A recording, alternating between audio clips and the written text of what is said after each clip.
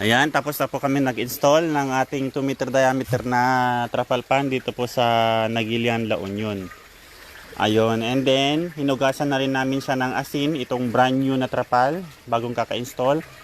And lalagyan na ng tubig plus 10 grams ng Nitropex na probiotics. And yung kanyang center drain, wala nang gomang ginamit dyan, basta binutasan lang siya. And isinalpak itong PVC na to, kumapit na yun doon. And natest na rin namin, wala siyang tagas. Yan. Tsaka manipis lang yung ginamit na steel matting dito, which is okay kasi bilog na bilog siya. Tapos tinalian na lang ito. Yan, may nakapasadya ng tali dyan para dito. Yun. Yun siya, madali lang siyang i-install. Ayan. So after nila mag-order sa atin, na habang in-order nila at ginagawa yung trapal pan na order nila, ay nakagawa na rin sila nung paglalagyan. Ito hindi to nakafix na nakadikit dyan. Nakapatong lang po ito. Patong lang siya. So bali ang nakalagay lang, nakabaon yung elbow tsaka yung para sa drainage niya dito. So syempre, maglalagay pa rin tayo dito ng para sa 50% drain tsaka sa overflow. Yan, para saan ba yung 50% drain? Kasi ito yung bubuksan para itapon lang yung sludge. Pero hindi para itapon lahat ng tubig kasi hindi naman natin kailangan ng 100% lagi. Which is maksaya po yun ng tubig. Yan, ang gagawin natin is tatapon lang yung tae nila, sludge. So mag-i-exit yung mga sludge na yun doon kasi naka-slope naman na po siya. Yan, so yung taas 3 feet yung taas, and then yung lapad yung pabilog, ayan 6 meter po yung ginamit na trapal. Steel matting. So bali dalawa to. Yan, yung isa naka-order na po, ginagawa na po. And sa mga gustong bumili, payment first po kami. Wala po yung ipapagawa is walang advance. So kami record talaga payment first kasi pinapagawa natin to. Hindi naman nila gagawin kung wala tayong ipinbayad. So kung magdi-DIY naman kayo or kayo na mismo yung gagawa, ganito lang po yung ginawa para hindi matusok yung trapal. Merong nakalagay na flexible na ito. Dito PVC din ba to? Yan. Naka-round po yan. So yun nga, hindi siya naka-fix, nakalapag lang po yan. And balikan natin yun. Andun po, nakabaon na po yan nung sinemento nila tsaka ginawa na yan, pa-slope. So 100% drain sa gitna, as in totally wash out yung tubig pag tinanggal. So yun, may pinapasok tayo dyan, kagaya nung nilagay ko dito. Ayun o, may butas-butas po yun doon. So doon lalabas yung mga sludge pag magtapon tayo, tsaka yung mga waste ng mga isda. And again, pagka ito hinugasan lang namin yan ng asin, hindi na siya titreatment ng matagal, as in mabilis lang.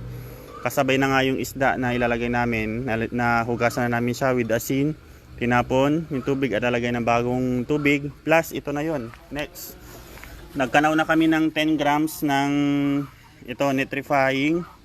So yun yung ilalagay natin sa tubig plus yung isda. Yan, so 10 grams para sa pinakaunang araw. Yan. And then yung maintenance na niya na ilalagay nyo ay 5 grams every other day na siya for 2 meter diameter na trapal pan. So maintenance nito every other day, kailangan maglalagay sa tubig ng 5 grams. Yan. Yan. So tignan natin yung laman. Ayan, para makita nyo yung nitrifying, hindi siya gaanong puno. Siyempre nakasalalay, depende kung gaano kabigat. Ito naman is parang punong-puno siya. Ayan. Parang punong-puno ito. Yung sa pang feeds. Ayan o. Magkaiba kasi timbang nila. Magkaibang bigat. Yan, baka magtaka kayo bakit mas marami yung aqua maintenance kaysa yung nitrifying. Masasama na ako sa vlogging nito ah. Yan, hinawakan na ni Sir. Si Sir na naghahawak ng natin. Yan, so maganda rin, may ganito kayo na pang gramo para sumasukat nyo yung ginagamit nyo. So itong Itong 350 grams, mga ilang gamitan na rin to. Pero mas maganda, bumili lang kayo ng mga tag kilo. Pag naubos nyo to, bumili lang kayo sa susunod yung per kilo, tapos refill na lang kayo. Yan. And yung gastos ulit, ayan, kasi laging tinatanong para yung mga hindi nakakapanood dun sa mga naunang update. Ito po ang gastos po nila lahat-lahat. Ito 4,000 daw ito. Steel matting, ganito lahat to, pati mga sa PVC na yan, mura lang naman yan. Tsaka itong semento na to, dalawang hollow block po yan, nakabaon po yung isa. Yan, may isang nakalutang. Yun, so 4,000 plus 4,000 yung trapal pan, 8,000. Yun, so 8,000 lahat yung gastos sa isang ganito. With trapal na po yun.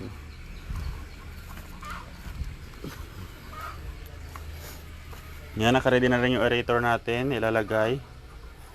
Yan, kasi yung iba dyan, yung marami naman to. Yung iba gagamitin para sa pag-culture ng probiotics, yung good bacteria ng orobiotics. Tapos lalagyan na natin to ng tubig. Hanggang dito.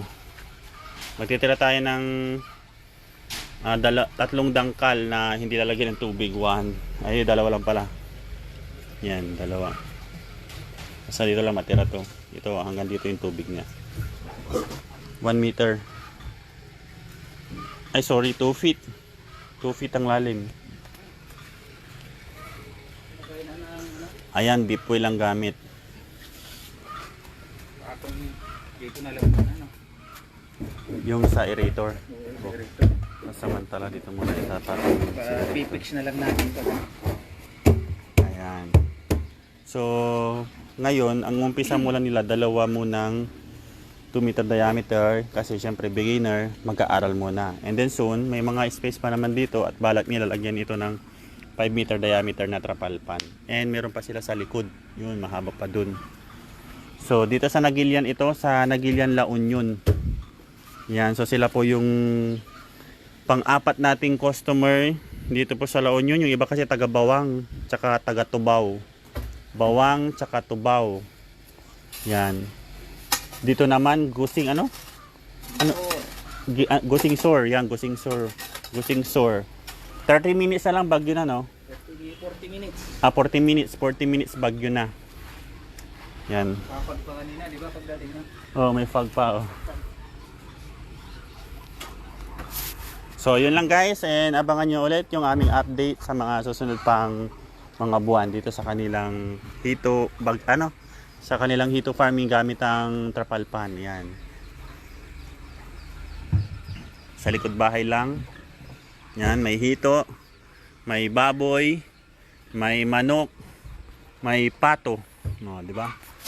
Kompleto lahat, may mga gulay-gulay din.